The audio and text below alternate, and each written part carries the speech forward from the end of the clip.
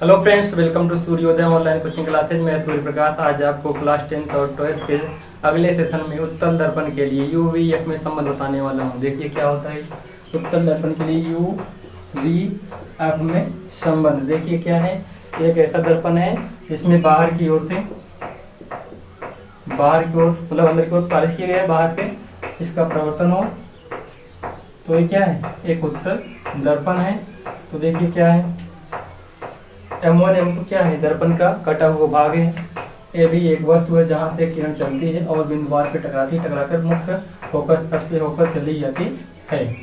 तो आगे क्या है, एक ऐसी से किरण निकलती है जो क्या होती है, इस केंद्र वक्रता केंद्र से होकर चली जाती है और यहाँ टकराने के बाद पुनः उसी मार्ग में वापस आकर लौट जाती है।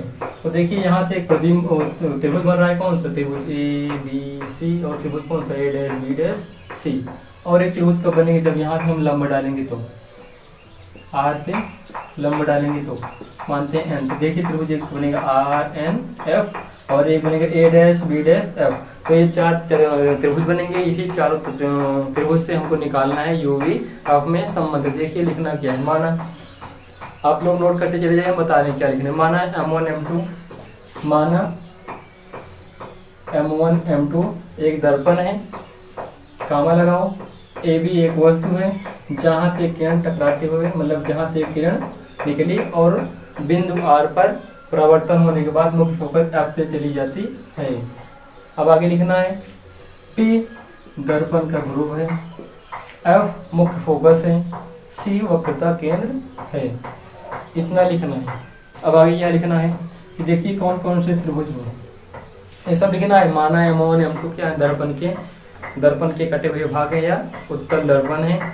P क्या है, मुख्य फोकस। P क्या है, ध्रुव है। F क्या है, मुख्य फोकस है। और क्या है, C वक्रता केंद्र है। अब ध्रुव से वस्तु की दूरी हो गई U, ध्रुव से AB की दूरी हो गई V, ध्रुव से F की दूरी हो गई मतलब फोकस दूरी, ध्रुव से C की दूरी हो गई क्या, वक्रता केंद्र। यही है। इसमें जो U है, U का मान क्या होगा, -2, क्योंकि दर्पण के पीछे, बाकी सब आगे हैं, इसीलिए। आगे लिखते हैं त्रिभुज कौन सा, त्रिभुज ABC और त्रिभुज कौन सा A'B'C। त्रिभुज A'B'C क्या है, एक दूसरे के समरूप हैं। समरूप है या समकोणिक है। अगर समरूप या समकोणिक होंगे क्या होगा, इनके भुजाओं का अनुपात ही बराबर होता है। मतलब क्या होगा, इन दोनों की भुजाओं को लो बराबर करो। अब इन दोनों भुजाओं को लो, मतलब BC, इसे छोड़ो, इन दोनों भुजाओं को लो, दोनों का अनुपात क्या होगा, बराबर होगा। समीकरण नंबर 1। अब देखिए जब R से N पर लंब डालेंगे, देखिए त्रिभुज एक बना है, कौन सा RNF, और कौन सा त्रिभुज, देखिए ये वाला RNF और कौन सा A'B'F। पुनः त्रिभुज RNF तथा त्रिभुज A'B'F लेने पर, जब दोनों को लेंगे क्या होगा, त्रिभुज RNF समांतर होगा, समकोणिक होगा त्रिभुज A'B'F के। अब आगे यहाँ देखते हैं, अब इनकी दोनों भुजाओं का अनुपात लो, RN बटा इन दोनों भुजाओं को लो A'B'F बराबर इन दोनों भुजाओं को लो NF। अब इन दोनों भुजाओं को लो B'F। अब आगे देखते हैं। अब देखिए यहाँ पे क्या है, जितनी वस्तु AB है यहाँ और उतना ही क्या RNA है का। देखिए जितनी वस्तु AB यहाँ है उतना ही RNA है का। मतलब क्या है, RN बराबर NF, RN बराबर AB। देखिए यही AB जो है बराबर किसके है, RNA के, मतलब RNA भी क्या होगा, AB के बराबर होगा। यहाँ हम RNA के स्थान क्या लिखते हैं, AB बटा A'B'F बराबर NF अपान B'F। ये समीकरण नंबर 2 बना। समीकरण नंबर 2। अब समीकरण 1 और 2 को देखो। समीकरण 1 व 2 से क्या देखते हैं, देखिए लिफ्ट वाला साइड इसका और लिफ्ट वाला साइड इसका दोनों बराबर हैं, बिल्कुल बराबर है। A B upon A dash B dash, A B upon A dash B dash दोनों बराबर हैं। अगर लिफ्ट वाला बराबर हो क्या होगा, राइट वाला भी बराबर होने वाला है। तो इसका मतलब क्या है कि B C upon B dash C भी बराबर किसके होगा, N F upon B dash F के। समझ पाए ना। अगर लिफ्ट वाला बराबर होगा A B upon A dash B dash तो क्या होगा, एन एफ भी N F upon B dash F बराबर होगा B C upon B dash C के। ये अपना समीकरण नंबर 3 बना। समझे ना यहाँ तक। आगे चलते हैं। यदि दर्पण का द्वारक बहुत छोटा हो तो बिंदु R P पर ही स्थित होगा। अब यही कह रहे हैं कि जो दर्पण का द्वारक जो इतना बड़ा है छोटा हो तो जो R है क्या होगा, P पर ही स्थित होगा, यहाँ R होगा। अब देखिए अगर R है यहाँ फिर क्या होगा, N भी यहीं पर होना चाहिए, मतलब यहीं पर N भी होगा।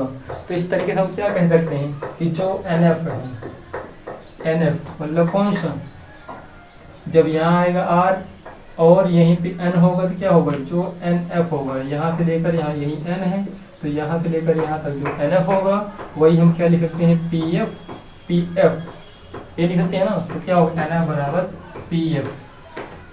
इस समीकरण को ए मान लो या वैसे लिख लो, NF बराबर PF लिख लो समीकरण नंबर 3 में। तो BC अपान B डैश C बराबर NF के स्थान PF लिख रहे हैं, PF बटा B डैश F। समीकरण नंबर 4 यहाँ तक समझ में आया। आगे चलते हैं यहाँ पे फिर से। अब देखते हैं समीकरण नंबर 4।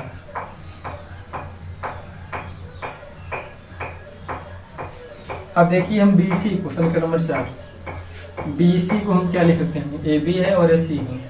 BC को हम क्या लिख सकते हैं, BP प्लस यहाँ से यहाँ तक BP प्लस PC। समीकरण नंबर 1 फिर से देखते हैं। जो BC है मतलब BC यहाँ से लेके यहाँ तक क्या कर सकते हैं, इसे BP प्लस PC लिख सकते हैं, BP प्लस PC। समीकरण नंबर कितना, A। अब B डैश C को क्या लिख सकते हैं, B डैश C को। देखिए B डैश C कहाँ है, B डैश है और C है, B डैश और C, B डैश और C को क्या लिख सकते हैं हम, PC यहाँ थे, यहाँ मतलब बड़े वाले में थे, कितना निकाल लें, मतलब क्या करेंगे, PC minus B dash C। समीकरण नंबर 2। फिर से देखिए हमको निकालना क्या है, B डैश C। तो क्या करें हम लोग, इस पूरे में से मतलब PC में से कितना निकाल लें, क्या बचेगा, ये तो बचेगा। तो सॉरी थोड़ा सा गलत है, और क्या निकालना है, PC में से हम कितना निकाल लें, इतना निकाल दें, मतलब PB डैश। फिर से देख लें, PC में से कितना निकाल लें तो क्या बनेगा, B डैश C ही बनेगा ना, B डैश C। मतलब क्या हुआ, B डैश C बराबर PC माइनस PB डैश। आगे देखते हैं PB डैश और PF जो है PF के बराबर ही रहेगा। समीकरण नंबर C जो PF है, PF जो है PF के बराबर ही होगा। अब आगे आते हैं यहाँ पे B डैश F की। B डैश F कहाँ है, देखिए B डैश A है, F A है, B डैश A है, F A है। तो क्या कर दे हम, PF में से मतलब P और F में से कितना निकाल लें, PB डैश। फिर से देखिए हमको निकालना क्या है, B डैश F। देखिए कहाँ है B डैश A है, F A है, मतलब इतना सा निकालना है, छोटा सा। तो क्या कर दिया हम लोग, P पूरे में से मतलब PF में से कितना निकाल दें, PB डैश। ये समीकरण नंबर D। समझ आया यहाँ तक। इसे ऊपर लिखते हैं और हल करते हैं। क्या निकला था, BC अपान B डैश C बराबर EF अपान B डैश F। यही समीकरण नंबर 4 था। सभी का मान मतलब ABCD का मान समीकरण नंबर 4 में रख दो। तो A का मार्किंग क्या हो जाएगा, BP प्लस पी सी बटा बी डैश, सी को क्या लिख सकते हैं P C minus P B dash.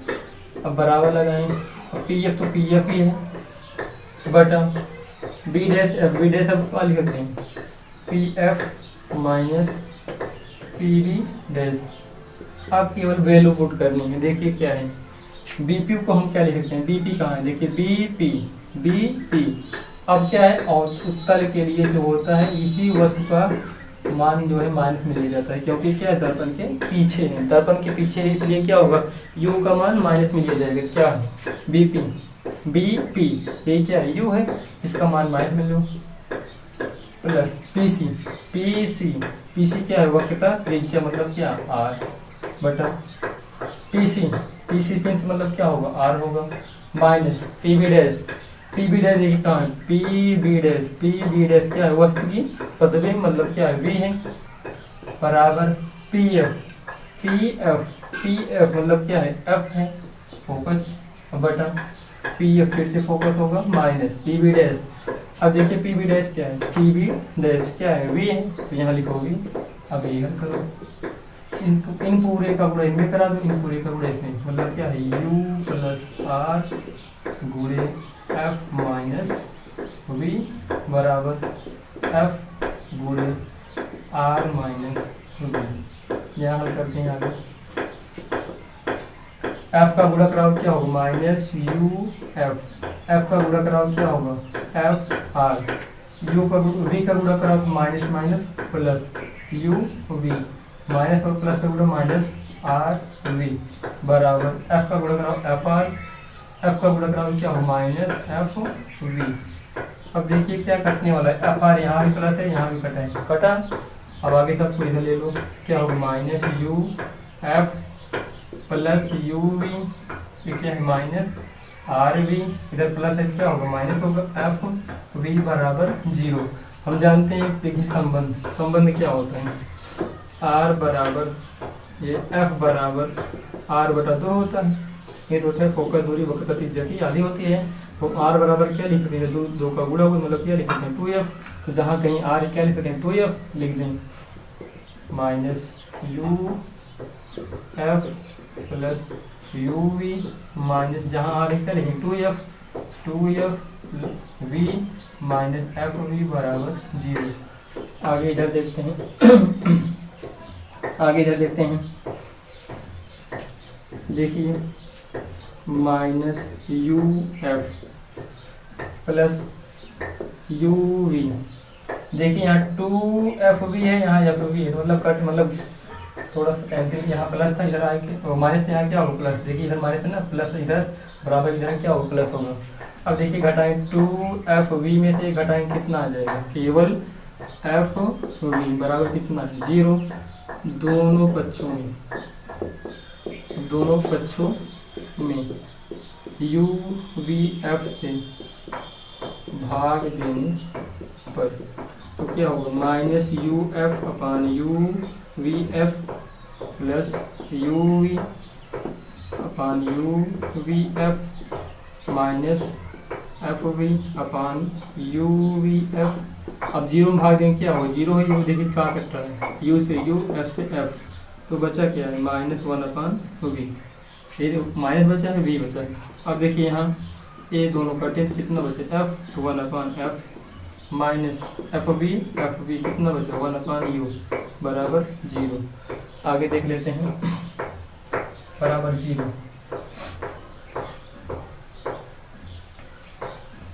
आगे यहाँ देखते हैं, अब 1 अपान आपको इधर रहने दो, इधर है।